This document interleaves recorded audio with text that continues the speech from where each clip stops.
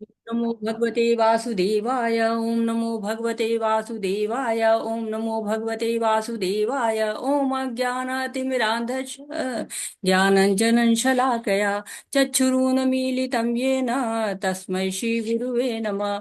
श्रीचैतन्यमनोभीष्टं स्थापितं येन भूतले स्वयं रूप कदा मह्यं ददाति स्वपदान्तिकम्। वन्देऽहं श्रीगुरु श्रीयुतपदकमलं श्रीगुरून् वैष्णवांश्च श्रीरूपं साग्रजातं सहगण रघुनाथ अन्वितं तं सजीवं साद्वैतं सावधूतं परिजनसहितं कृष्ण चैतन्य देवं श्रीराधा कृष्ण पादान सहगण ललिता श्री विशाखा अन्वितांश। हे कृष्ण करुणा सिंधु दीनबंधु जगतपते गोपेश गोपिका कांत राधा कांत नमस्ते। तप्त कांचन गौरांगी राधे वृंदावनेश्वरी वृषभानुसुते देवी प्रणमामि हरिप्रिये। नमो ॐ विष्णुपादाय कृष्णपृष्ठाय भूतले श्रीमति भक्तिवेदान्त स्वामिन् इति नामिने। नमस्ते सरस्वती देवे गौरवाणी प्रचारिणी निर्विशेष शून्यवादी पाश्चात्यदेशतारिणे। जय श्री कृष्ण चैतन्य प्रभु नित्यानंद श्री अद्वैत गदाधर शिवासादि गौर भक्तवृंद। हरे कृष्णा कृष्ण कृष्ण हरे हरे हरे राम राम राम हरे हरे। हरे कृष्णा कृष्ण कृष्ण हरे हरे हरे राम राम राम हरे हरे। तो आज जो 18 दिनों में भगवत गीता हम समझ रहे हैं, उस यात्रा का आज 12वां दिन है। और आज एक तरह से हम 2/3 पे आ गए हैं। एक तरह से आज 12वां अध्याय है। और इस यात्रा को मैं सबसे पहले अपने पूज्य आध्यात्मिक गुरु श्रील प्रभुपाद जी को समर्पित करना चाहूंगी। और इस यात्रा के प्रत्येक शब्द को मैं श्री नमो निष्ठा दास प्रभु जी को, जी की श्री श्री राधा गोविंद नाम मंदिर के अध्यक्ष भी हैं और इस ऑनलाइन पाठ्यक्रम के जनक भी हैं, उनको समर्पित करना चाहूंगी। अपने सारे आचार्यों को, जो शिक्षा गुरु हैं, दीक्षा गुरु हैं, सबको नमन करना चाहूंगी। और साथ ही साथ आप सभी भक्तों का स्वागत करना चाहूंगी, पांचांग प्रणाम करना चाहूंगी और हरे कृष्णा। तो आज के अध्याय का नाम है भक्ति योग। और भक्ति योग यानी कि केवल भक्ति है। आज के अध्याय में अनन्य भक्ति है और भक्त हैं। भगवान, भक्त और भक्ति, तीन चीज आज है केवल। तो भगवत गीता हो चाहे जितने भी आध्यात्मिक शास्त्र हैं, उन सब का लक्ष्य क्या होता है कि भगवत धाम जाए, भगवान की भक्ति करें। और भगवत धाम जाने का रास्ता कहाँ से है? भक्ति के द्वारा होकर जाता है। तो पूरी भगवत गीता हमको भक्ति के बारे में बताती है। कहते हैं आदि अंते च मध्य च सर्वत्र हरि गीयते। सारा सर्वत्र भगवान का ही गायन होता है। तो जो हमने पहले 1 से 6 अध्याय देखे, उसमें कर्म योग हमने जाना, जिसमें कर्म मिश्रित भक्ति है, उसके बारे में जानते हैं। और अध्याय 7 से 12 तक हम भक्ति के बारे में पढ़ते हैं। और 6 अध्याय जो हैं 13 से 18 तक ज्ञान मिश्रित, कल से शुरू होंगे ज्ञान, कल से ज्ञान योग स्टार्ट हो जाएगा। तो ज्ञान के साथ जो है भक्ति की बात होगी। तो भक्ति की श्रेष्ठता तो सब में है। बिना भक्ति के तो ज्ञान भी अधूरा है, कर्म भी अधूरा है। तो जो बहुत महत्वपूर्ण अध्याय था, रस से एकदम भक्ति के रस से सराबोर जो ये अध्याय थे, 6 अध्याय, उसमें आप 12वें अध्याय में जो हमने पहुंचे हैं, जो 12वां अध्याय है उसको मुकुट मणि कहा जाता है। जो 7 से 12 तक के अध्याय है वो मुकुट की तरह से हैं। और उसमें जो मणि दूर से चमकती है ना, जो देखिए कि जो रॉयल लोग होते हैं, राजा लोग मुकुट पहनते हैं, तो बीचों बीच में जो मणि चमकती है, जो रत्न चमकते हैं, वो पहले उन पे ध्यान जाता है। या आजकल दूल्हों को सजाया जाता है राजा की तरह से, तो उनके जो कलगी लगती उसी पर सबका ध्यान जाता है, मुकुट के पर पीछे से जाता है। तो इस 12वां अध्याय उसी तरह से मुकुट मणि की तरह से है। अब उस मुकुट मणि का दर्शन करने के पहले हम याद कर लेते हैं, कल के पाठ को रिकैप करते हैं कि अर्जुन भगवान से अनुरोध करते हैं, ऑर्डर नहीं देते हैं कि नहीं नहीं दिखाओ दिखाओ, विराट स्वरूप दिखाओ, तुम्हारे पास तो कई स्वरूप है, एक आध दिखा दो। ऐसा नहीं कहते हैं। हम लोग अपने फ्रेंड से ऐसे ही बात करते हैं ना कि अरे अरे लाओ दो, ये दिखाओ क्या खरीदा है, कहाँ शॉपिंग की है, क्या देख रहे हो, ऐसे बात करते हैं। वैसे कह रहे नहीं कह रहे हैं, पूरा अनुरोध कर रहे हैं कि अगर मैं इस योग्य हूं तो आप मुझे विराट स्वरूप दिखाएं, मैं उसको देखना चाहता हूं। तो अर्जुन तो गुड़ाकेश हैं, अज्ञानता उन पे है ही नहीं, फिर क्यों कह रहे हैं दिखाने को? हमारे लिए कह रहे हैं, सम्मान से कह रहे हैं, कोई अनुचित मांग नहीं कर रहे हैं, सम्मान से कह रहे हैं कि दिखाइए, वो भी हमारे जन कल्याण के लिए। कि लोग, मैं तो समझ रहा हूं कि ये भगवान है, मैं मान भी रहा हूं कि भगवान है, लेकिन आगे जो लोग आएंगे वो लोग नहीं मानेंगे। क्यों? बड़े आजकल कलयुगी लोग हैं ना, जल्दी विश्वास नहीं करते हैं। तो उनके लिए कि हाँ वो लोग जाने कि भगवान है ये, उनके लिए कि कोई जो नकली लोग हैं कहे मैं भगवान हूं मैं भगवान हूं, तो कहिए कि हाँ विराट स्वरूप दिखाओ, तो भाग खड़े होंगे कि नहीं नहीं वो मैं नहीं दिखाऊंगा। तो फिर आप कैसे भगवान है जो विराट स्वरूप नहीं दिखा पा रहे हैं? फिर भगवान अपने विश्व रूप को दिखाते हैं। बहुत सुंदर अद्भुत रूप है, ढेर सारे उसमें वसु हैं, अश्विनी कुमार है, देवी हैं, देवता है, ढेर सारे मुकुट धारण किए हुए। और इतना तेज है उसमें कि साधारण आंखों से देखने ही लायक नहीं है, तो उनको दिव्य चक्षु भगवान दे देते हैं।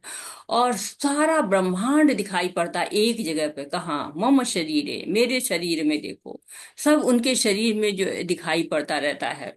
तो अर्जुन जब इतना विराट रूप देखते हैं, इतना उसमें काल रूप भी है, विश्व रूप भी है, जो भी देखना चाहो, जो युद्ध का क्या परिणाम होगा, भूत है, भविष्य है, वर्तमान है, सब दिखाई दे रहा है। ऐसा कोई वैज्ञानिक आज तो कोई यंत्र बना ही नहीं पाए कि सब दिखाई दे दे, लेकिन भगवान सब दिखाते हैं। और जब सब दिखाते हैं तो फिर अर्जुन को साक्षात्कार होता है कि ये भगवान ही है, और उस रूप को देखकर वो खुश नहीं होते। कहते हैं कि मैं आपकी सर्वोच्चता को समझ रहा हूं, आप आदि हैं, मध्य हैं, अंत हैं, सब कुछ आप ही हैं, और आपसे बलशाली कोई नहीं है। सूर्य चंद्रमा आपकी आंखें हैं, शशि सूर्य नेत्रम, आपकी आंखें हैं शशि और सूर्य, और इतनी अग्नि आपके है कि सारे ब्रह्मांड को जला रही है। ये तो बड़ा आपका भयानक रूप है। देवी देवता महर्षि सब प्रार्थना कर रहे हैं, सब आपकी शरण ले रहे हैं। तो मैं भी आपकी शरण ले रहा हूं, मैं भी आपसे प्रार्थना कर रहा हूं कि मुझे ये जो आपका रूप है, जिसमें अनेक मुख, अनेक नेत्र, अनेक जांग, पांव, पेट, भयानक दांत, क्या क्या है, सब मैं नहीं देख पा रहा हूं। तो आप मुझे वो रूप दिखाइए। युद्ध का परिणाम भी देख लिया उनमें कि भीष्म है, द्रोण है, और साथ ही कर्ण है, धृतराष्ट्र के सारे पुत्र हैं, सब उनके मुख में प्रवेश कर रहे हैं। कैसे प्रवेश कर रहे हैं? जैसे कि नदी समुद्र में प्रवेश करती, कल कल करती जाती है, कुछ भी नहीं देखती है, गाह दौड़ती रहती है नदी, वैसे समुद्र में गिर जाती है, वैसे ही सब जा रहे हैं। या फिर अग्नि जलती है, पतंगे एकाएक उड़ के आते हैं और अपना जीवन खो देते हैं, वैसे ही सब अपना जीवन खो रहे हैं। ये सब देखने के बाद जो है वो अर्जुन के जो है कि बताइए आप तो क्या है, ये कौन सा रूप है आपका? तो कह रहे मैं तो काल हूँ, मैं सबको विनाश करने के लिए जो है आया हूं। और तुम्हारे लोग पांडवों के सिवा, कुछ लोग के सिवा, सारे दोनों पक्ष के सारे योद्धा जो है वो समाप्त हो जाएंगे। तो तुम उठो, निमित्त मात्र बनो, मैं तुमको निमित्त बना रहा हूँ। मेरे जैसे कि मेरा कार्य है, लेकिन हम किसी को साइन करके दे देते हैं ना कि जाओ तुम मेरे भी यहाँ पे कराओ, वैसे भगवान निमित्त बना रहे हैं कि तुम मेरे निमित्त होकर जाओ, लड़ो, जीतो, राज्य पाओ, भोग करो। क्योंकि राज्य ही तो नहीं मिल रहा था उनका, वो छत्री थे, छतरी तो या तो राज्य चाहिए ना उसको, राज्य करने के लिए कहीं ना कहीं तो रहना है ना राज्य में। तो उनको राज्य ही नहीं मिल रहा था। तो कह रहे जाओ अब तुम्हें सारा राज्य मिलेगा और तुम भोगो उन राज्यों को। तो बार बार नमस्कार करते हैं, बार बार बहुत स्तुति करते हैं कि भगवान आपके तुल्य कोई है ही नहीं, आप अतुल शक्ति वाले हैं। आपको जो आपके रूप है तरह तरह के वो बड़े दुर्लभ है, लेकिन मुझे आपका चतुर्भुज रूप भी नहीं बल्कि आपका द्विभुज रूप ज्यादा पसंद है। तो भगवान पहले विराट रूप से चतुर्भुज रूप में जा आते हैं और फिर द्विभुज रूप में आते हैं और कहते हैं एकमात्र अनन्य भक्ति द्वारा ही मुझे जान सकते हो तुम लोग, मुझे जान सकते हैं भक्त्या तो अन्य शक्य। तो अर्जुन, जो भक्त अनन्य भक्ति करेगा वही मेरे ज्ञान को जान पाएगा, वही मुझे देख पाएगा। तो भगवान के सारे रूप देखना बहुत दुर्लभ है, लेकिन द्विभुजी रूप तो सबसे ज्यादा दुर्लभ है। क्योंकि भगवान का जो द्विभुजी रूप है ये देखने के लिए तो देवता ऋषि मुनि सब तरसते रहते हैं। तो अब उस द्विभुजी रूप की भक्ति कैसे की जाए, इसके बारे में अब इस अध्याय में 12वें अध्याय में हम देखेंगे।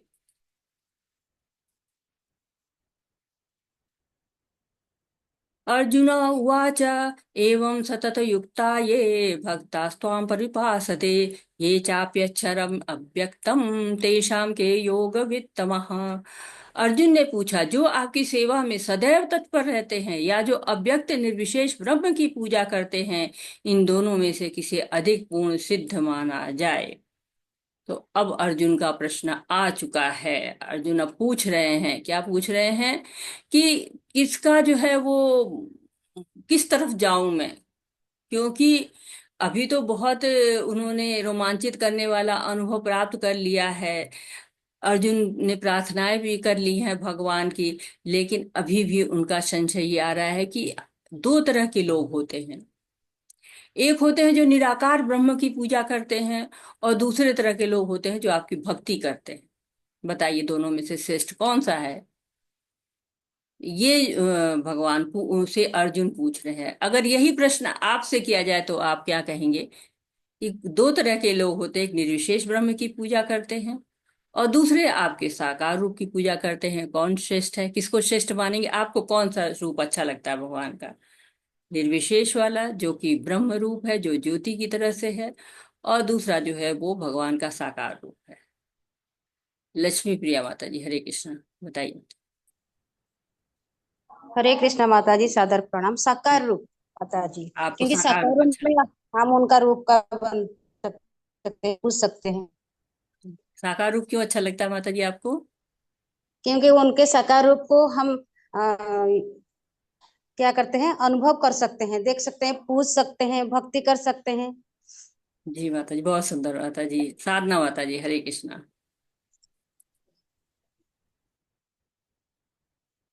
साधना माता जी अनम्यूट हुई है।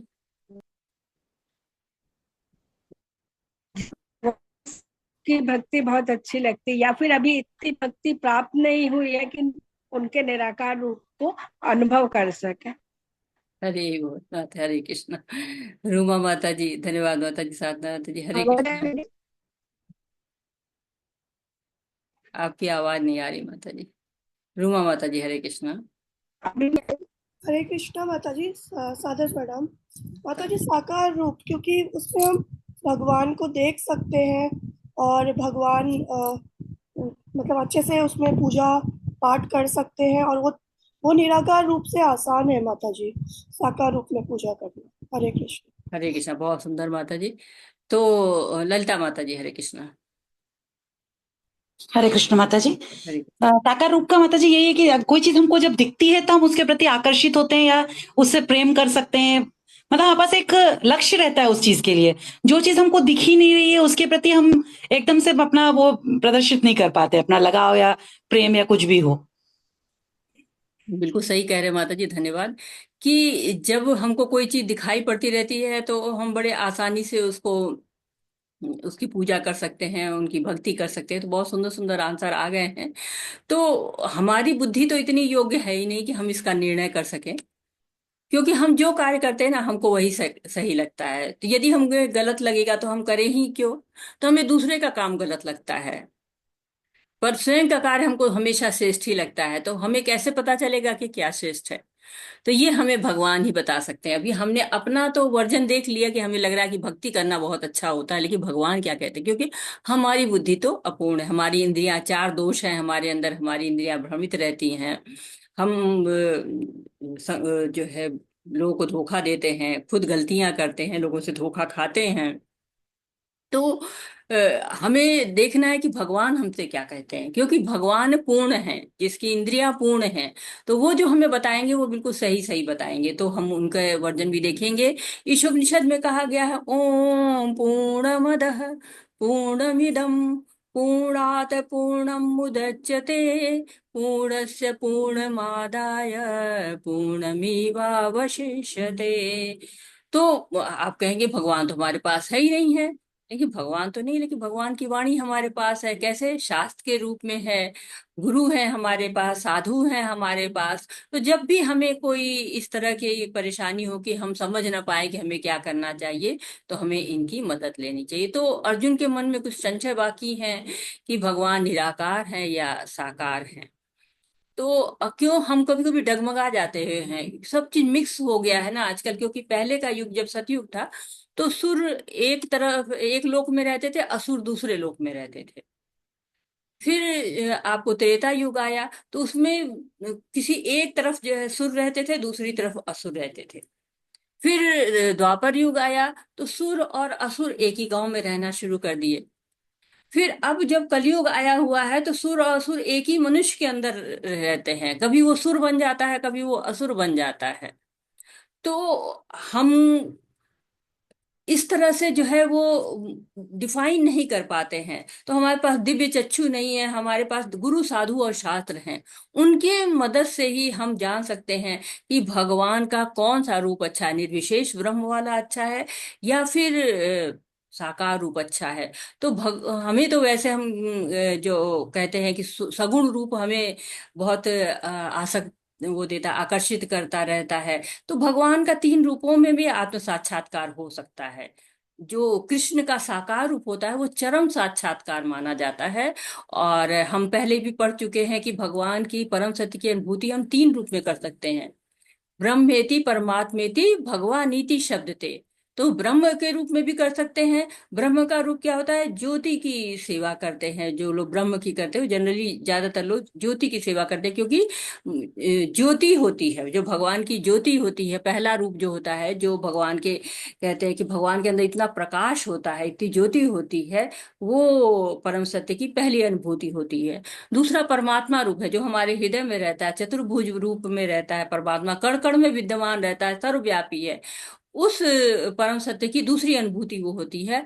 और तीसरी अनुभूति भगवान के साकार रूप में होती है। तो तीन तरह से हम भगवान को जान सकते हैं, परम सत्य को जान सकते हैं। और सत्य, परम सत्य कौन है? भागवतम कहती है, ओम नमो भगवते वासुदेवाय।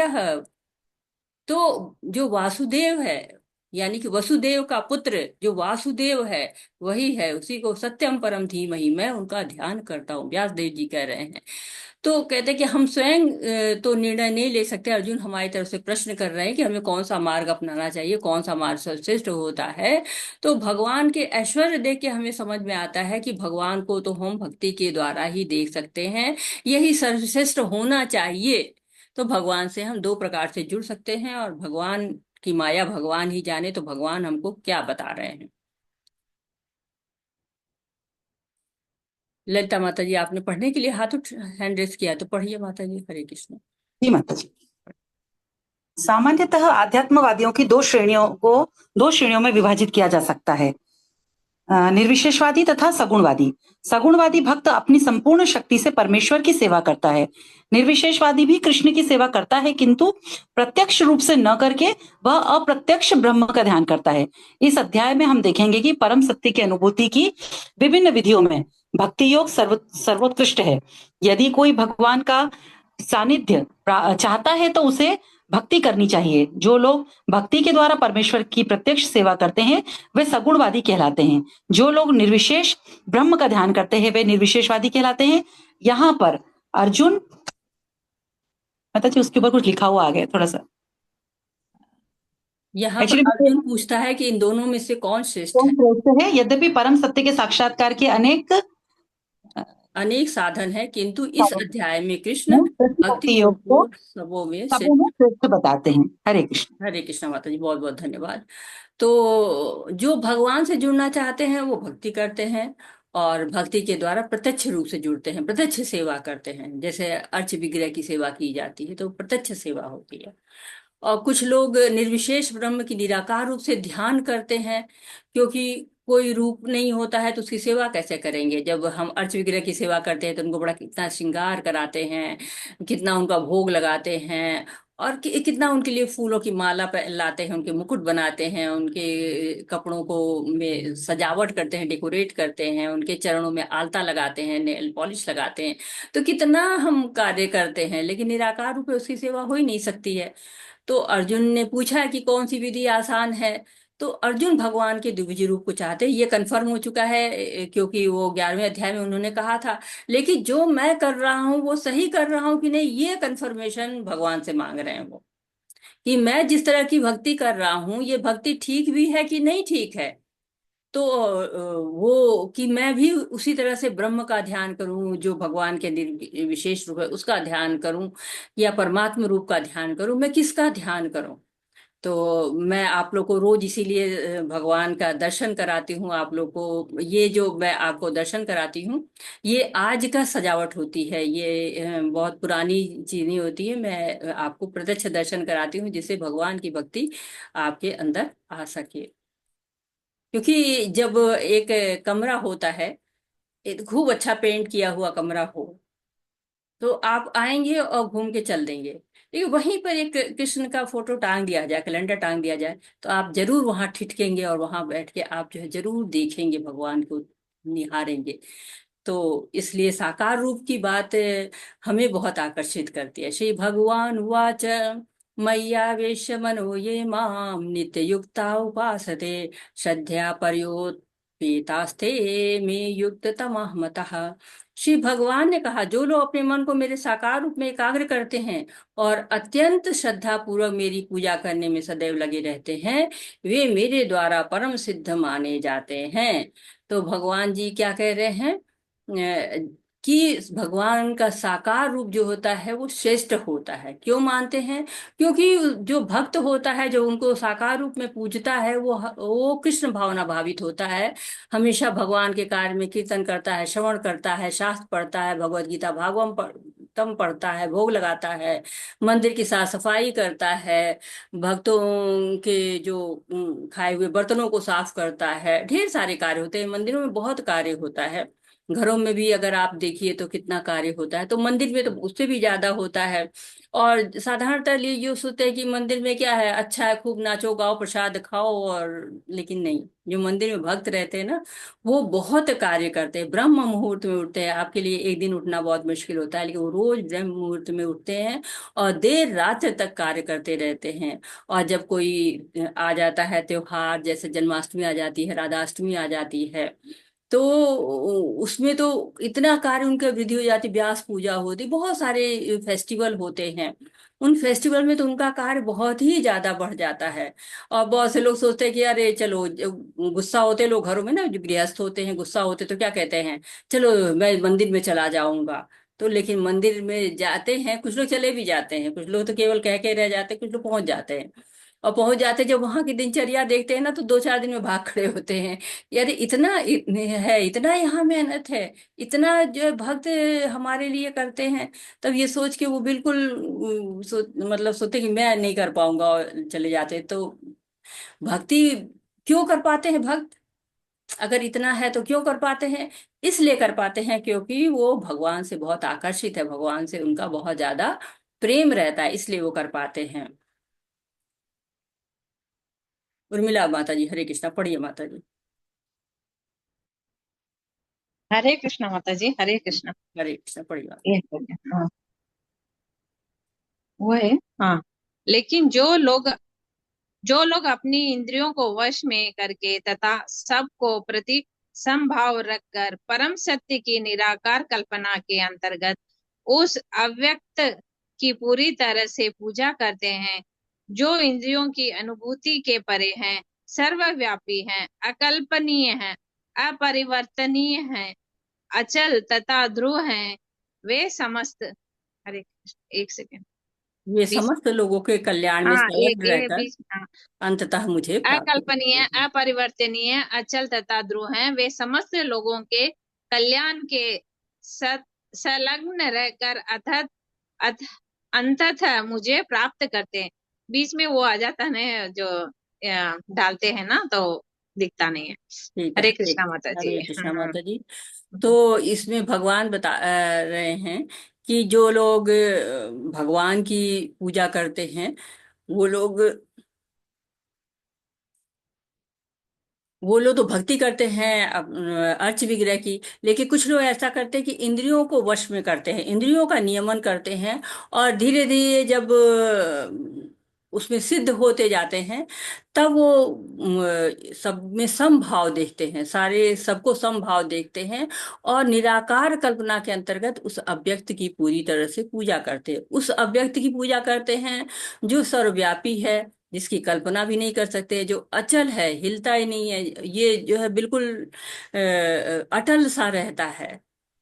तो दूसरे श्लोक में भगवान ने बताया कि जो सच्चिदानंद रूप की पूजा करते हैं वो भक्त होते हैं। अब इसमें निराकारवादियों का वर्णन हो रहा है कि ये भगवान के ऐश्वर्य की तरफ से तो जाते हैं, आकर्षित तो होते हैं, लेकिन अप्रत्यक्ष पूजा करते हैं, अव्यक्त पूजा करते हैं, कृष्ण की ही करते हैं, लेकिन पूजा करते। तो अब देखिए क्या होता है, जब इस तरह का होता है, तो वो करते हैं पूजा, लेकिन वो रस नहीं प्राप्त कर पाते हैं जो रस भक्त प्राप्त कर लेते हैं।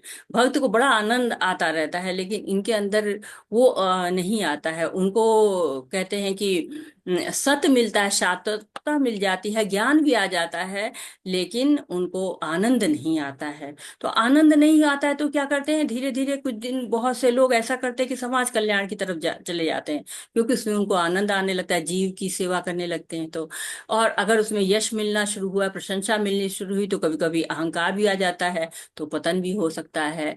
लेकिन ऐसा सबके साथ नहीं होता है, कुछ लोग विचलित नहीं होते हैं, तो वो भगवान को प्राप्त करते हैं। तो ब्रह्म के रूप में दो तरीके तक भगवान तक पहुंच सकते हैं, जो निराकारवादी होते हैं, योग करते हैं, और अंतिम रूप से ब्रह्म ज्योति में वो समाप्त मतलब समा जाते हैं। और कुछ लोग अष्टांग विधि का करते हैं, पालन करते हैं, सब त्याग देते हैं, और वो लोग भी मुक्ति को प्राप्त करते हैं। हरे कृष्ण। क्लेशोऽधिकतस्तेषाम् अव्यक्तासक्तचेतसाम् अव्यक्ता हि गतिर्दुःखं देहवद्भिर्वाप्यते। जिन लोगों के मन परमेश्वर के अव्यक्त निराकार स्वरूप के प्रति आसक्त है, उनके लिए प्रगति कर पाना अत्यंत कष्टप्रद है।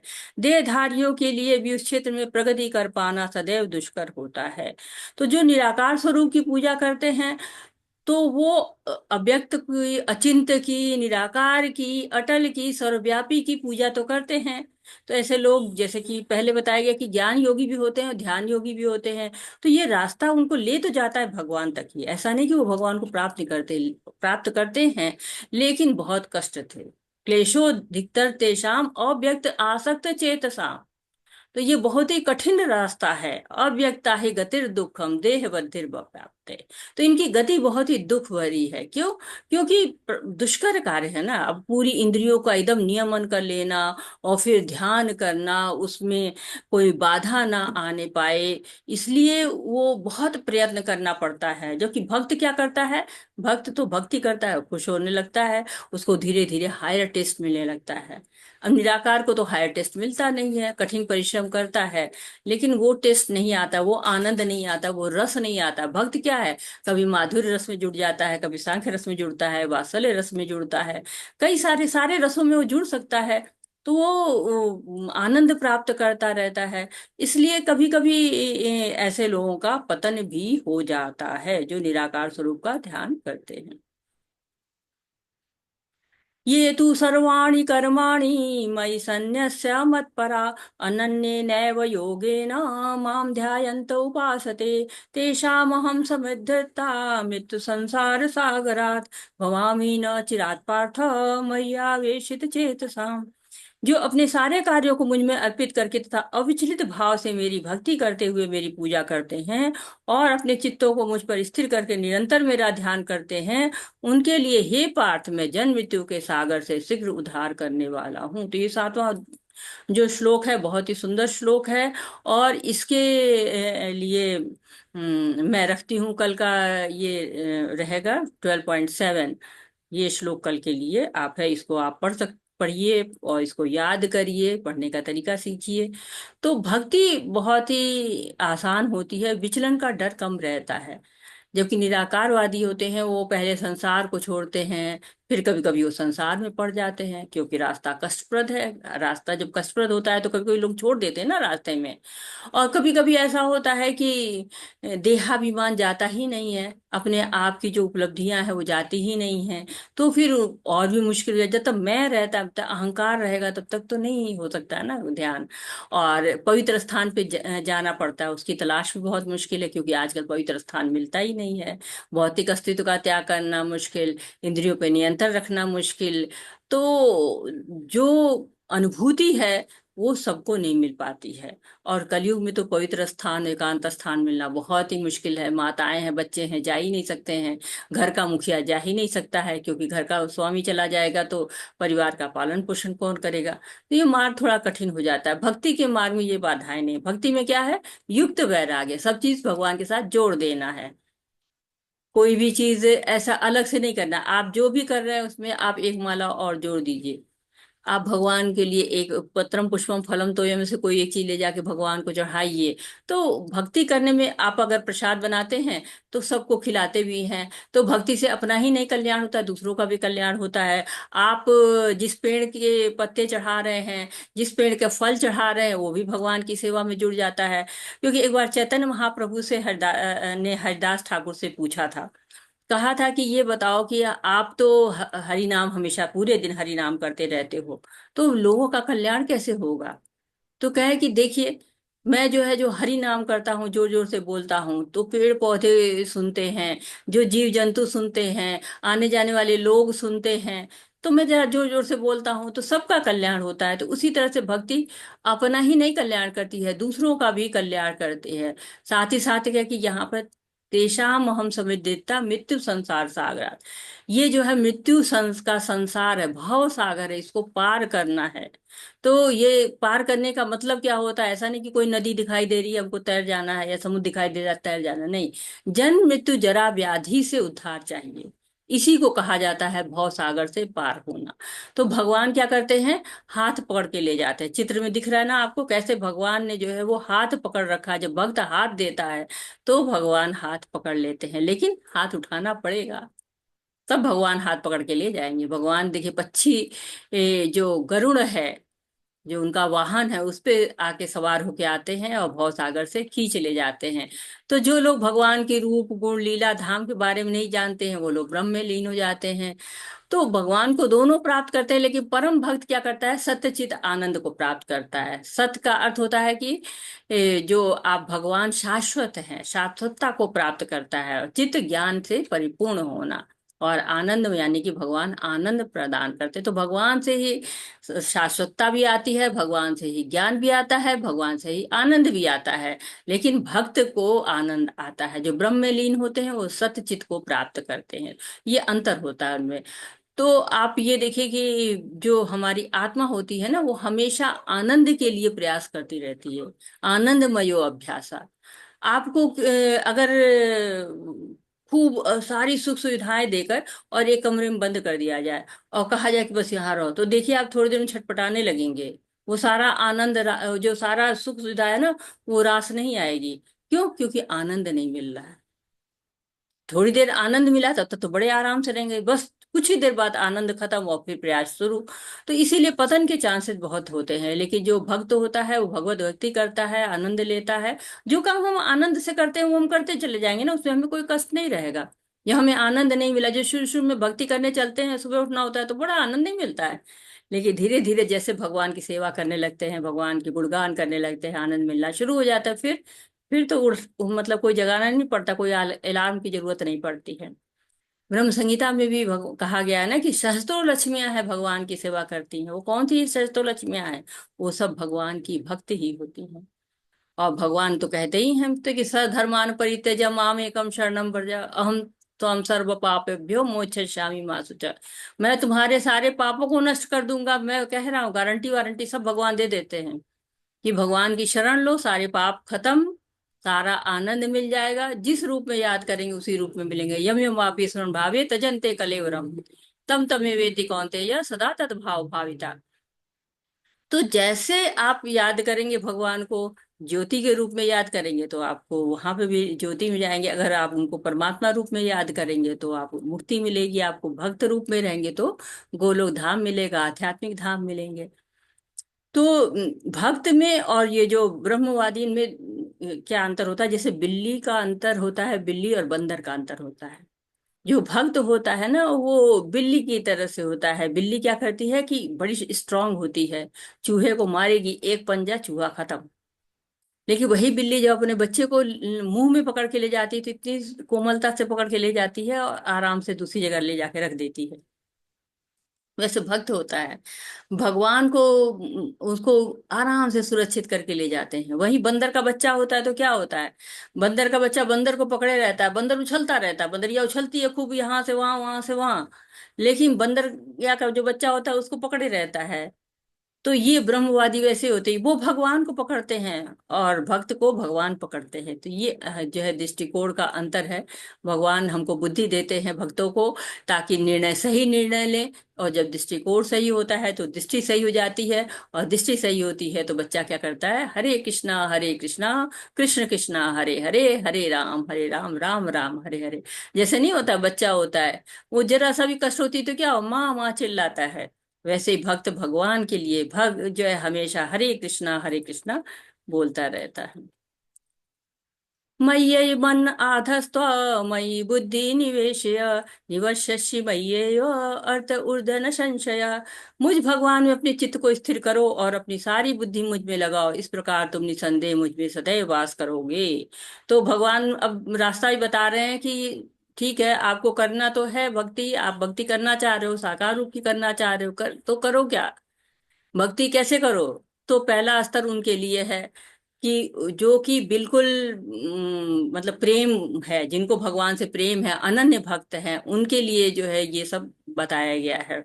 जो कि अनन्य भक्ति कहते हैं, वो श्री कृष्ण के अलावा किसी और के प्रति समर्पित नहीं होते हैं, एक ही चिंतन करते हैं। जैसे अर्जुन को कहा गया ना, तस्मात् सर्वे कालेषु मामन स्मरण युद्ध च, कि चिंतन करो मेरा और युद्ध का कर्तव्य करो। तो ऐसे लोग भगवान में क्या करते हैं? मन आधस्त्व, चित्त को, मन को भगवान में स्थिर कर देते हैं और अपने सारे कार्य जो है समर्पित कर देते हैं भगवान के प्रति। कैसे? जैसे चिड़िया होती है, वो हमेशा अंडों के साथ रहती है और बच्चों को बड़ा करती रहती है, हमेशा स्पर्श में रह के बच्चों को बड़ा करती है। मछली क्या करती है? अपने अंडों को देख के बड़ा कर देती है, देखती रहती है और अंडे बड़े हो जाते हैं। लेकिन कछुआ क्या करता है? बहुत दूर रहता है अंडे से, वो उसका चिंतन करते ही बड़ा होता है। वैसे भक्त क्या करते हैं? भगवान से दूर रहते हैं लेकिन हमेशा चिंतन करते करते उनके साथ ही रहते हैं। तो लेकिन ऐसा भी हो सकता है कि सभी लोग तो इसी लेवल पे नहीं हो सकते ना, सबका अलग अलग लेवल होता है। तो भगवान फिर और बुद्धि भी देते हैं, क्योंकि हो सकता है कि आप हमेशा चिंतन न कर पाए भगवान का। तो अतः चित्त समाधातुं न शक्नोषि मयि स्थिरम अभ्यास योगेन ततो मामिच्छाप्तु धनंजय। हे अर्जुन, हे धनंजय, यदि तुम अपने चित्त को अविचल भाव से मुझ पर स्थिर नहीं कर सकते तो तुम भक्ति योग के विधि विधानों का पालन करो, इस प्रकार तुम मुझे प्राप्त करने की चाह उत्पन्न करो। तो क्या कह रहे हैं भगवान? दूसरी विधि बता रहे हैं कि कृष्ण के प्रति चिंतन नहीं आ रहा है, मन नहीं लग रहा है, आसक्ति अभी नहीं हुई है, तो क्या करो? भक्ति के नियमों का पालन करो। नियमों का पालन करोगे तो क्या हो जाएगा? भक्ति में धीरे धीरे दृढ़ता आनी शुरू हो जाएगी। तो इस प्रकार की जो भक्ति होती है उसको रूप गोस्वामी जी ने, शील रूप गोस्वामी जी कहते हैं कि ये वैधि भक्ति है। नियमों का पालन करो, वैधि मतलब विधि विधान, विधि विधानों का पालन करो, नियमों का पालन करो, जप करो, भोग लगाओ, सवेरे उठो, अर्च विग्रह की सेवा करो। तो क्या होगा? धीरे धीरे प्रेम में प्रगाढ़ता आनी शुरू हो जाएगी। तो ये विधि विधान का ज्ञान कहाँ से आएगा? तो ये मार्गदर्शन आपको गुरु से मिलता है। गुरु बताते हैं कि कौन सा नियम होता है, जैसे कि ब्रह्म मुहूर्त में जगिए, भोग लगाइए, महामंत्र का जप करिए, प्रसाद ग्रहण करिए, शास्त्रों को पढ़िए, भगवत गीता भागवतम को पढ़िए। तो धीरे धीरे आप भगवान के जो पहला स्तर श्रद्धा का होता है उससे लेकर प्रेम का स्तर लास्ट स्तर होता है, वहां तक आप पहुंच सकते हैं। तो भगवान कह रहे ये भी आपसे नहीं हो रहा, विधि विधान के पालन भी नहीं हो रहे हैं, तो अब आप क्या करिए। भगवान कितने दयालु हैं, वैष्णव करुणा जो होता है ना कि वैष्णव करुणा करते हैं, भगवान उसे भी ज्यादा करुणा करते हैं कि हमको बता रहे हैं कि किसी भी तरह तुम भगवान की सेवा करो, आओ मेरे पास आओ। हम इतना प्रयास करते तो न जाने कहाँ पहुंच जाते, भगवान के पास बिल्कुल बगल में ही बैठे होते, इतने प्रयास करते तो। अभ्यासेप्य समर्थोषि मत कर्म परमो भव, मदर्थमपि कर्माणि कुर्वन् सिद्धिं वाप्स्यसि। यदि तुम भक्ति योग के विधानों का भी अभ्यास नहीं कर सकते तो मेरे लिए कर्म करने का प्रयत्न करो, क्योंकि मेरे लिए कर्म करने से तुम पूर्ण अवस्था सिद्धि को प्राप्त होगे।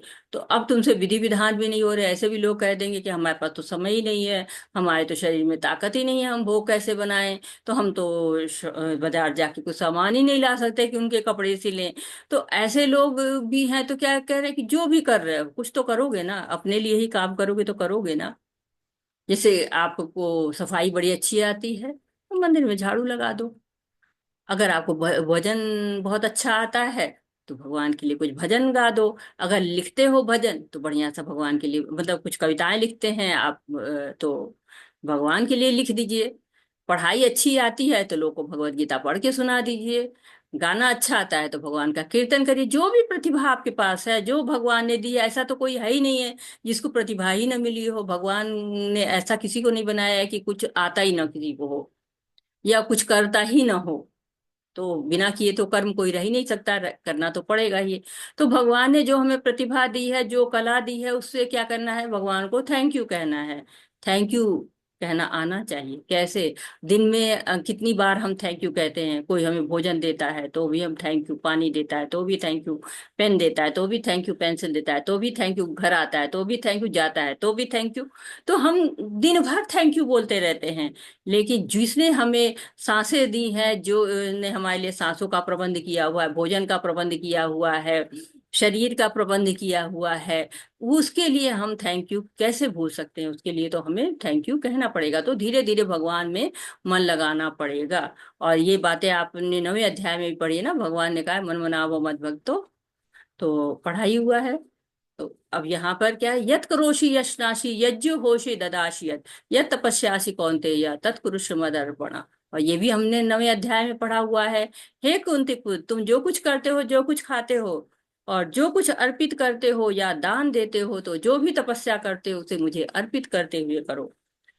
तो ये तो बड़ा अच्छी बात है। जो भी करिए, खाइए पीजिए, दान दीजिए, तपस्या करिए, यज्ञ करिए, जो भी करिए कैसे करिए, भगवान को अर्पित करते हुए करिए। तो ये भगवान ने हमको मूल मंत्र दिया हुआ है कि बड़ी आसानी से हम भगवान की सेवा कर सकते हैं। अथैतदप्यशक्तोषि कर्तुम् उद्योगमाश्रितः सर्वकर्म फल त्यागम तत्कुरु यथात्मवान।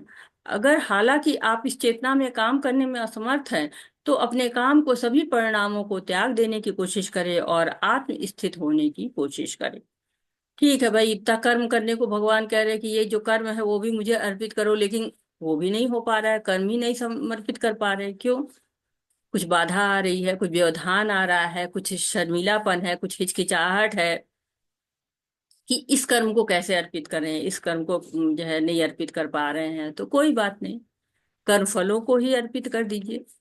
जो कर्म फल है, कहिए कि ठीक है, जो हम कर्म कर रहे हैं इससे हमारी आसक्ति नहीं है, भगवान देंगे। जैसे किसान होता है ना, बीज डाल देता है तो फिर वो भगवान के ऊपर छोड़ देता है कि वर्षा होगी तो होगा, नहीं होगा तो नहीं होगा।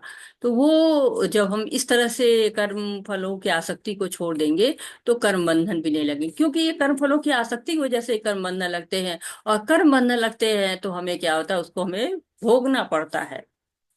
तो भगवान कहते हैं कि नहीं, कर्म फलों से जो आसक्ति है उसको भी छोड़ो। यानी कि पहले मन लगाओ, मन नहीं लग रहा है तो भक्ति के नियमों का पालन करो, नियमों का पालन नहीं हो रहा तो कर्म समर्पित करो, कर्म भी नहीं समर्पित कर पा रहे हो तो कर्म फलों से आसक्ति समाप्त कर दो। तो इतने सारे ऑप्शन हमको मिल गए हैं। इतने ऑप्शन तो माता पिता, स्कूल कॉलेज, गुरु, नौकरी, कुछ भी कोई भी नहीं देता है। भगवान कह रहे कि कुछ तो प्रयास करो, कुछ तो कदम मेरी तरफ आगे बढ़ाओ। तो कर्म की आसक्ति नहीं होगी तो होगा क्या? भगवान ऐसा क्यों कह रहे हैं कि कर्म फल छोड़ दो? कर्म फल छोड़ दोगे तो जो भी तुम्हारे कर्म होंगे वो मेरे लिए हो जाएंगे, क्योंकि आसक्ति नहीं है तो कर्म भी मेरा है। और जब कर्म करोगे तो फिर विधि विधानों के पालन भी होना शुरू हो जाएगा, क्योंकि जब कर्म भगवान के लिए है तो विधि विधान भी उसमें आ ही जाएंगे। जब विधि विधान करना शुरू कर दोगे तो मन तो मुझ में लग ही जाएगा।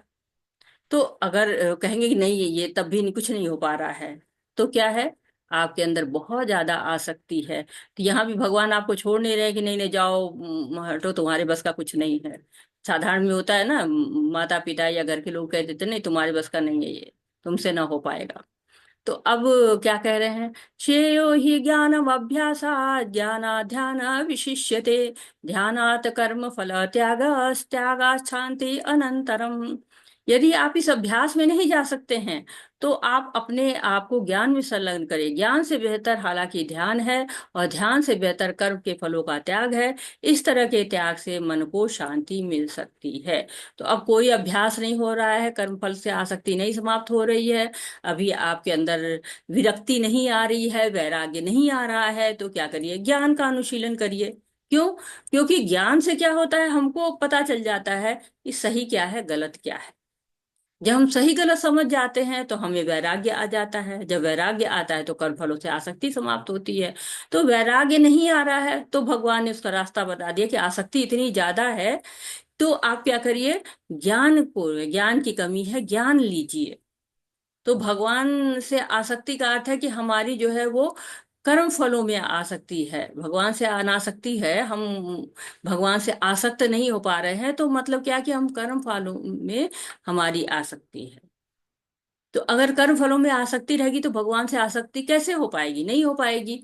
तो जैसे होता है कि लकड़ी गीली होती है तो उसमें कितनी भी माचिस जलाओ ना वो आग नहीं पकड़ती, पहले लकड़ी को सुखाना पड़ता है। वैसे पहले ज्ञान का अनुशीलन करना पड़ता है। जब ज्ञान का अनुशीलन करते हैं तब कर्म फलों से आसक्ति समाप्त होती है, और तब हम भगवान से जो भी भगवान का ज्ञान होता है उसको लेते हैं। और जब भगवान का ज्ञान लेते हैं तो हमारा मन धीरे धीरे भगवान में लगना शुरू हो जाता है। क्यों? क्योंकि कहा गया है ना कि कृते यध्यायते विष्णु तेतायाम भजतई मखी द्वापरे परिचार्यम कलौ तद हरि कीर्तनम। तो जो कलयुग है इसमें हरि कीर्तन से ही हमको उद्धार हमारा होने वाला है। तो हरि नाम हरि नाम हरि नाम केवलम है, कलौ नास्ते युनास्ते युगते अन्यथा। तो हमें भगवान का नाम ही लेना है। और कलयुग का जो धर्म है उसको क्या कहा गया है कि हरि नाम का धर्म ही इस कलयुग में चलता है। और कोई चीजें यहाँ पे अभी ना हमको विष्णु का ध्यान करना है ना अर्ज विग्रह की उतने रूप में सेवा करनी है जैसे द्वापर युग में होती थी। हरे कृष्ण। जो किसी से द्वेष नहीं करता लेकिन सभी जीवों का दयालु मित्र है, जो अपने को स्वामी नहीं मानता और मिथ्या अहंकार से मुक्त है, जो सुख दुख में समभाव रहता है, सहिष्णु है, सदैव आत्मतुष्ट है, आत्मसंयमी था, जो निश्चय करके मुझ में मन तथा बुद्धि को स्थिर करके भक्ति में लगा रहता है, ऐसा भक्त मुझे अत्यंत प्रिय है। तो अब ढूंढ लीजिए कि आपके अंदर क्या क्या विशेषताएं हैं, क्योंकि भगवान को ये पसंद है। भगवान जो है वो बता रहे कि शुद्ध भक्त के क्या लक्षण होते हैं 13 और 14 दो श्लोकों में। तो जो अद्वेष्टा है, किसी से द्वेष नहीं करता है, तो मनुष्य में बड़ी जो है द्वेष की भावना रहती है ना, जो हम मित्रता भी जिससे करता है उससे भी द्वेष करने लगता है। तो जो भक्त होता है वो नहीं द्वेष करता है, वो मित्र रहता है, समानता का भाव रखता है। जैसे मित्रता में तो ऊंच नीच का भाव नहीं होता ना कि हम स्वामी हैं तुम स्वामी हो, नहीं। कोई मिथ्या अहंकार नहीं होता, मैं की लड़ाई नहीं होती है। जब अहंकार होता है तो हम समझते हैं कि हम ही श्रेष्ठ हैं, और जब मित्रता होती है तो हम सहते हैं, सहिष्णुता आ जाती है हमारे अंदर, हमारे संतुष्टता आ जाती है, दयालुता आ जाती है, संयम आ जाता है। क्यों? संतुष्ट रहते हैं तो संयम में रहेंगे। तो सब कैसे होता है? जब मन बुद्धि को भगवान में लगा दिया जाता है, मन बुद्धि अहंकार सब भगवान की सेवा में। तो भक्त प्रेम करते हैं, जीवन को सरल रखना चाहिए। जीवन को हम जितना सरल रखते हैं उतना ही ज्यादा हम भगवान से जुड़ पाते हैं। क्यों? जितना हम सीधे होंगे। जैसे सुदामा जी थे, सुदामा जी की कहानी आपने सब जानते होंगे कि मित्र थे, बड़े दयालु थे, गरीब थे, अहंकार नहीं था, केवल 5 घर से जो है मधुकरी करते थे, मिला तो मिला नहीं तो संतोष। कई बार भूखा रहना पड़ता था, भगवान से कोई शिकायत नहीं थी। पत्नी बार बार कहती थी आपके मित्र अनंत कोटि ब्रह्मांड के मालिक हैं, जाइए ना उनके पास। तो कहते हैं ना कि 4 तरह के लोग भगवान के पास आते हैं, आर्त अर्थात जिज्ञासु। पर सुदामा शुद्ध भक्त थे, उनको कुछ चाहिए नहीं था, ना वो आर्त थे, ना अर्थार्थी थे, ना जिज्ञासु थे, कुछ नहीं। वो केवल भक्त थे। भगवान के पास जाते हैं, भगवान से कोई मांग नहीं रखते हैं, लेकिन भगवान ने उनको सब कुछ दिया है, क्योंकि भगवान देते हैं ना जो उनका भक्त होता है। जिससे किसी को कष्ट नहीं पहुंचता तथा जो अन्य किसी के द्वारा विचलित नहीं किया जाता, जो सुख दुख में भय तथा चिंता में समभाव रहता है, वह मुझे अत्यंत प्रिय है। तो कष्ट नहीं पहुंचाता है किसी को, कभी विचलित नहीं होता है किसी तरह से, किसी भी परिस्थिति में विचलित नहीं होता है। कोई कुछ भी कहे उसको विचलन होता ही नहीं, कहते रहो आप। वो भक्त भगवान में ही रमा रहता है, समभाव रहता है, चाहे सुख हो दुख हो, चाहे भय हो चिंता हो, सब एक तरह से ही रहता है। तो यहाँ पे आप चित्र में देख रहे हैं कि शिव जी हैं और वो पार्वती को गोद में लेके बैठे हैं और भगवान की कथा दिखा रहे, भगवान की तरफ देख रहे हैं। वहां पे चित्रकेतु आ जाता है और चित्रकेतु उनको कुछ व्यंगात्मक बोलता है। तो शिव जी तो भगवान के भक्त थे, वो कोई विचलन नहीं होता है उनको, लेकिन पार्वती जी को बुरा लग जाता है। और पार्वती जी जो है वो, उनको पति का अपमान नहीं होता है, तो वो चित्रकेतु को श्राप दे देती हैं कि अगले जन्म में तुम राक्षस बन जाओगे। लेकिन चित्रकेतु भी 3 जन्म की कथा है, वो भी भक्त था, वो उसका बुरा नहीं मानता है और प्रणाम करके चला जाता है। शिव जी फिर बाद में कहते हैं कि नहीं, तुमने, उनको अजीब लगता है कि चित्रकेतु ने पलट के कुछ बोला नहीं। तो समझाते हैं शिव जी की नहीं, ये भक्त था, तुमने जो भी श्राप दिया उसको इसने ग्रहण किया है, स्वीकार किया है। और फिर वो राक्षस बन जाता है और बाद में भक्ति करके वो फिर मुक्त होता है। हरे कृष्णा। कौन पढ़ रहा है इसको? अनुकंपा माता जी, पढ़िए माता जी। हरे कृष्ण माता जी, दंडवत प्रणाम। मेरा ऐसा भक्त जो सामान्य कार्यकलापों पर आश्रित नहीं है, जो शुद्ध है, दक्ष है, चिंता रहित है, समस्त कष्टों से रहित है और किसी फल के लिए प्रयत्नशील नहीं रहता, मुझे अतिशय प्रिय है। हरे कृष्ण। हरे कृष्णा माता जी, बहुत बहुत धन्यवाद। तो इस तरह का भक्त, कौन सा भक्त? जो चिंता ही नहीं करता है और चिंता मुक्त, हमेशा चिंताओं से दूर, भौतिक पद से मुक्त, अपने शरीर को मानता ही नहीं कि शरीर की जो उपाधियां हैं वो भगवान की दी हुई हैं, हमारी कोई उपाधि है ही नहीं है। तो उपाधि के मतलब जैसे कि होता है ना, हम कहते हैं कि मैं फीमेल हूँ, मैं ये नौकरी करती हूँ, मेरे पति का ये नाम है, मेरा ये घर है, ये जो उपाधियां हम भौतिकता में प्राप्त करते रहते हैं, उनकी बात हो रही है। तो यहाँ पर हरिदास ठाकुर जी का चित्र आप देख रहे हैं। बहुत शुद्ध भक्त थे और शुद्ध मतलब चैतन्य महाप्रभु उनको बहुत मानते थे, जबकि मुस्लिम परिवार में उनका जन्म हुआ था, लेकिन इतनी मालाएं करते थे कि उनको जो है वो बहुत पसंद करते थे चैतन्य महाप्रभु। तो सारे गुण उनमें थे, जैसे कि शुद्ध होना चाहिए, कष्टों से रहित होना चाहिए, चिंता मुक्त होना चाहिए, बिना विचलन के होना चाहिए, समभाव होना चाहिए, आत्मा के स्तर पे होना चाहिए, सब उन्हें उनके अंतर्गत होता था। कर्मों के फल के प्रति अनासक्त रहना चाहिए, सारे गुण उनके अंदर थे। तो वो इतना नाम जप करते थे कि जो वहां का जमींदार था वो बहुत नाराज हुआ, उसने सोचा कि मैं क्या करूं, इसको किसी तरह इसका पतन हो जाए, किसी तरह से इसका अपयश फैले। तो वो हमेशा इसी ताक में रहते रहते एक दिन एक वैश्या को भेजा उसने हरिदास ठाकुर के यहाँ। और वैश्या आई तो उन्होंने कहा उसको, मैं आपसे बात करता हूँ, पहले मैं माला जप कर लूं। और वो माला जप करने के लिए बैठ जाते हैं और करते, रात भर माला जप करते रहते। फिर दूसरे दिन वो वैश्या आती है, तब भी वो माला जप कर रहे थे। फिर तीसरे दिन वैश्या आती, तब भी वो माला जप कर रहे थे, हरि नाम कीर्तन कर रहे थे। तो वो फिर 3 रात जो लगातार भगवान का नाम सुनेगा उसे तो भक्त बन ही जाना है। फिर वो वैश्या भी भक्त बन जाती है। तो जो भक्त के संपर्क में रहते हैं उनको ऐसे ही ज्ञान प्राप्त हो ही जाता है। जो न कभी हर्षित होता है, न शोक करता है, जो न पछताता है, न इच्छा करता है, तथा शुभ तथा अशुभ दोनों प्रकार की वस्तुओं का परित्याग कर देता है, ऐसा भक्त मुझे अत्यंत प्रिय है।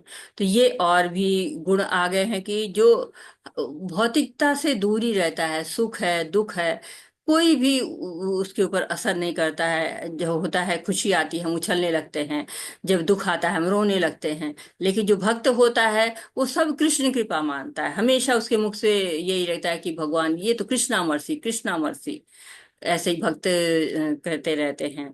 तो प्रहलाद महाराज का यहाँ पर चित्र है कि प्रहलाद महाराज और विभीषण को भी आप ले सकते हैं कि विभीषण भी असुर के घर के थे, और लेकिन तब भी ये लोग भक्ति करते रहते थे। प्रहलाद पे तो कितना अत्याचार हुआ था, लेकिन हाथियों से रौंदने गया, विष दिया गया, अग्नि जो है में बैठाया गया, पिता ने अत्याचार किया। मतलब ये कितनी आश्चर्यजनक बात है। हम जनरली कहते हैं कि हमारी भक्ति में बहुत रोड़े हैं, लेकिन इतना ज्यादा, प्रहलाद से ज्यादा रोड़ा किसके भक्ति में रहा होगा कि पिता ही इतना अत्याचार कर रहे थे, और फिर भी उन्होंने कभी भी भगवान की भक्ति से हिले नहीं, और भगवान को प्राप्त किया उन्होंने।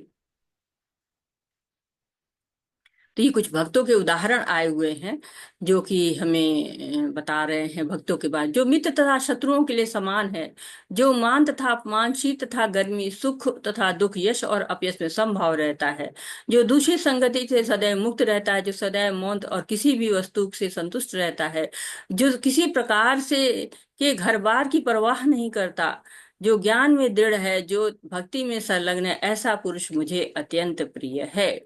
तो यहाँ पे बता रहे हैं कि और गुण है कि जो मौन रहता है, मौन रहता है इसका मतलब कि उसको बोलना नहीं आता है, या हमेशा मुंहसिले रहता है, मौनी बाबा हो जाता है, नहीं, वो अनर्गल नहीं बोलता है, खाली भगवान के बारे में बात करता है, सांसारिक बातों से उसे मतलब नहीं रहती, घर बार का परिवार ही नहीं, घर से आसक्ति ही नहीं है। बहुत अच्छा, किसी ने प्रसादम दे दिया तो बहुत अच्छा, किसी ने नहीं दिया, कुछ नहीं मिला खाने को तो भी बहुत अच्छा। हमारे गोस्वामी लोग थे, जो है वो कभी कभी एक गिलास जो है वो छाछ मिल गई, उसी पे पूरा पूरा दिन कट जाता था।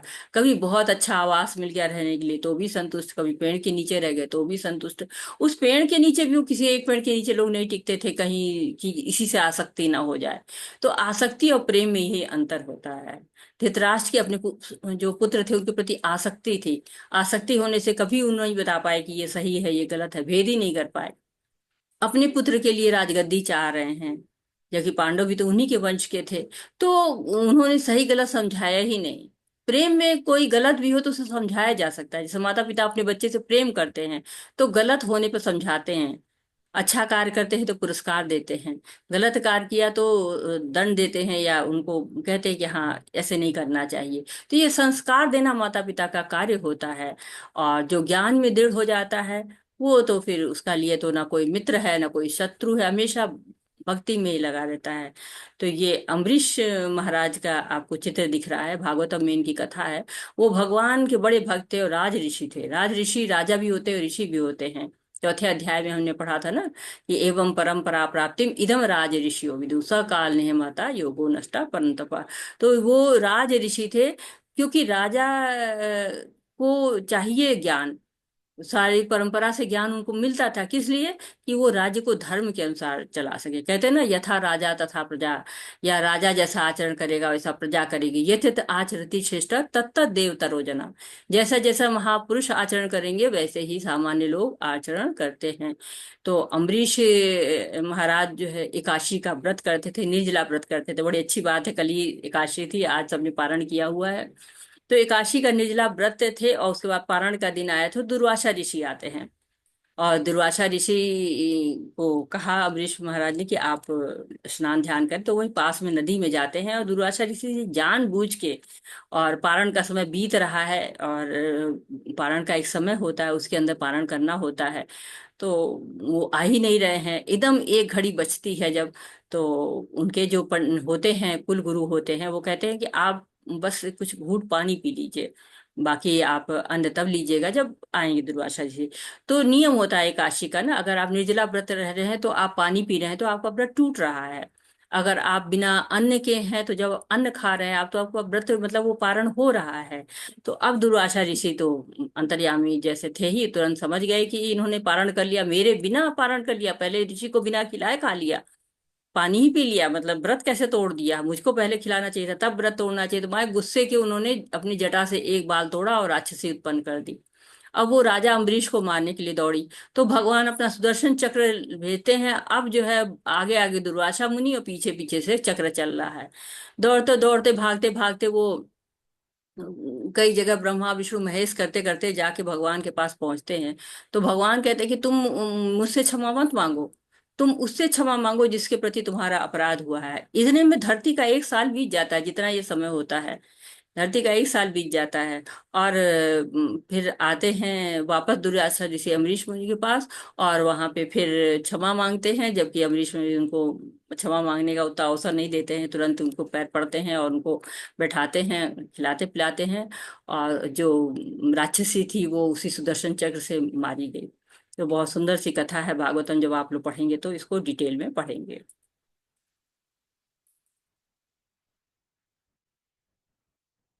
ये तु धर्मामृतमिदं यथोक्तं पर्युपासते श्रद्धाना मत परमा भक्तास्ते तीव मे प्रिया। जो इस भक्ति के अमर पथ का अनुसरण करते हैं, जो मुझे ही अपना चरम लक्ष्य बनाकर सदा सहित पूर्ण रूप से संलग्न रहते हैं, वे भक्त मुझे अत्यधिक प्रिय होते हैं। तो भगवान भक्ति की श्रेष्ठता को बता रहे हैं कि भगवान तक पहुंचने के बहुत से मार्ग हैं, लेकिन भक्ति क्या है, सबसे अच्छी है। और भक्तों के संग ही भगवान से आसक्ति आती है, श्रद्धा आती है, कीर्तन करते हैं, भक्ति विधानों का पालन करते हैं, तो भगवान तक पहुंचते। तो ये 7 से 12 अध्याय तक भगवान ने विशुद्ध भक्ति के बारे में बताया है। भक्ति कैसे कर सकते हैं, उसके क्या लाभ है, कौन लोग भगवान के प्रिय हैं, सबके बारे में बहुत विस्तार से बताया है। तो अब यहाँ पे बिल्वा मंगल ठाकुर की कथा आती है कि वो बड़े भक्त थे, उन्होंने अपनी आंखों को ही समाप्त कर दिया था कि हमें भौतिक चीजों को देखना ही नहीं है, किसी को इसका पालन नहीं करना है। ये बहुत ही जो है वो कठिन तप है, और इस समय तो बिल्कुल नहीं करना चाहिए कलयुग में। और जब भगवान जो भूखे रहते हैं ना, तो भगवान उनके लिए दूध लेके आते हैं, मतलब भगवान ही उनकी सेवा करते हैं, और जो स्वाद होता है उसे वो पहचान जाते हैं बिल्वा मंगल ठाकुर जी। और उनको भगवान के लिए जो है वो नतमस्तक होते हैं। तो हमें इसका जो है वो अनुकरण कतई नहीं करना है, बिल्वा मंगल ठाकुर जी की भक्ति का हमें अनुसरण करना है।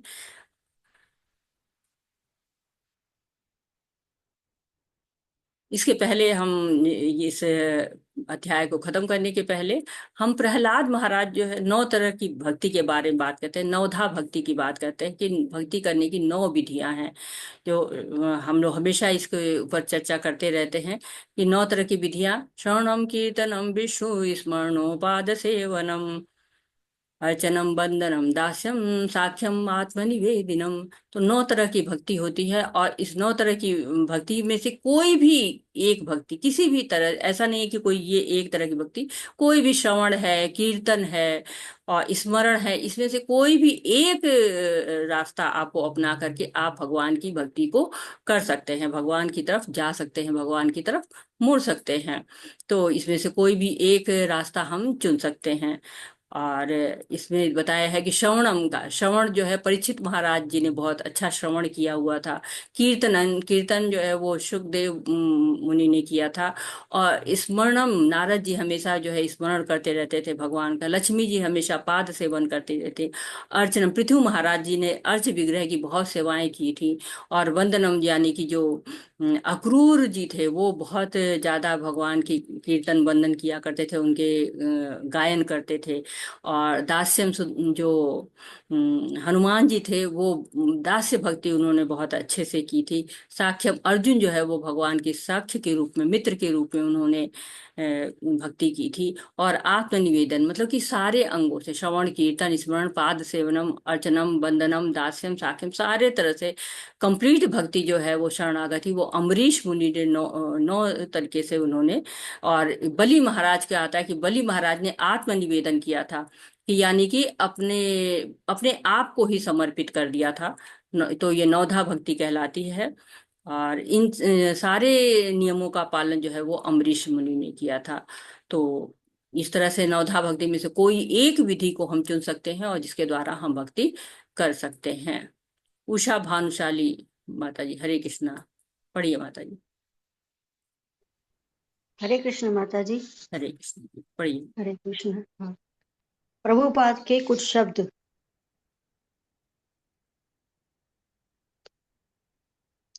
हे अध्याय में परम सत्य की जो निराकार धारणा वर्णित है उसकी संस्कृति उस समय तक के लिए की गई है जब तक मनुष्य आत्मा साक्षात्कार के लिए अपने आप को समर्पित नहीं कर देता। दूसरे शब्दों में जब तक उसे शुद्ध भक्त की संगति करने का अवसर प्राप्त नहीं होता तभी तक निराकार की धारणा लाभप्रद हो सकती है। परम सत्य की निराकार धारणा में मनुष्य कर्म फल के बिना कर्म करता है और आत्मा तथा पदार्थ का ज्ञान प्राप्त करने के लिए ध्यान करता है। यह तभी तक आवश्यक है जब तक शुद्ध भक्त की संगति प्राप्त न हो। सौभाग्यवश यदि कोई शुद्ध भक्ति में सीधे कृष्ण भावना मृत में संकलन हो तो उसे आत्म साक्षात्कार के इतने सोपान पार नहीं करने होते। भागवत गीता के माध्यम से 6 अध्यायों में जिस प्रकार भक्ति का वर्णन हुआ है वह अत्यंत हृदयग्राही है। हरे कृष्णा माता जी, बहुत बहुत धन्यवाद माता जी। तो जय माता जी। हरे कृष्णा माता जी, यहाँ पर हमको प्रभुपाद जी बता रहे हैं कि कैसे हम भक्ति को करें भगवान के द्वारा, जो है जो हमें भगवान के दास बनना है, भगवान पर विश्वास रखना है, तभी हमको दिव्य आनंद मिलेगा। क्योंकि ये जो भौतिक सुख है ये तो एक बूंद के समान है, जो आध्यात्मिक सुख है वो सागर के समान है। तो वो हमें, और जो ये निराकार ब्रह्म का सुख होता है ना, उसको कहा जाता है कि जैसे बछड़े का खुर होता है ना, बछड़ा पैर रखता है तो उससे जो गड्ढा बनता है उसमें जल भर दो उतना ही है, लेकिन शुद्ध भक्ति में बहुत आनंद है, उसकी कोई तुलना ही नहीं है। तो ये बहुत छोटा सा बहुत सुंदर सा अध्याय यहाँ पर बताया गया है। और कहते हैं ना कि मुकुटमणि है ये, और 7 8 9 10 11 में जो भी वर्णन हुआ है ना, उसी का ये विस्तार यहाँ पर है। भगवान भगवत गीता में जो कुछ कहना चाहते थे वो इसी अध्याय में बताया गया था। मतलब उनका उद्देश्य क्या था भगवत गीता बताने का, वो ये अध्याय हमको बताता। तो ज्ञान योग है, ज्ञान भी के द्वारा भी हम भक्ति कर सकते हैं, कर्म के द्वारा भी भक्ति कर सकते हैं, लेकिन जो भगवान का साकार रूप है उसकी भक्ति करने के लिए, करने से जो हमें सीधे आध्यात्मिक धाम को प्राप्त होता है, भगवान का गोलोक धाम प्राप्त होता है। तो जब भी हमें भगवान से के पास जाने की लगे कि हाँ हमारा उद्देश्य भगवान के गोलोक धाम जाना है, तो हमें भगवान की इस सुंदर रूप का जो हमारे सामने दिख रहा है इसका ध्यान करना चाहिए, इसकी सेवा करनी चाहिए।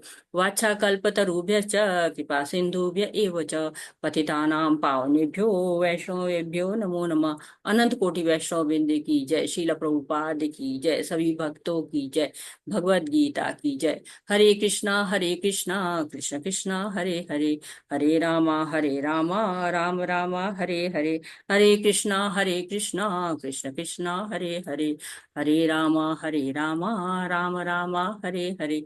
सभी को हरे कृष्णा। आपका कोई प्रश्न है, आपका कोई सुझाव है, आप कुछ ऐड करना चाहते हैं या त्रुटि सुधार करना चाहते हैं, या इस कोर्स को हम कैसे और अच्छा बनाए बताना चाहते हो, तो आपका बहुत बहुत जो है वो स्वागत है। हरे कृष्णा प्रभु जी। कोटि कोटि धन्यवाद माता जी।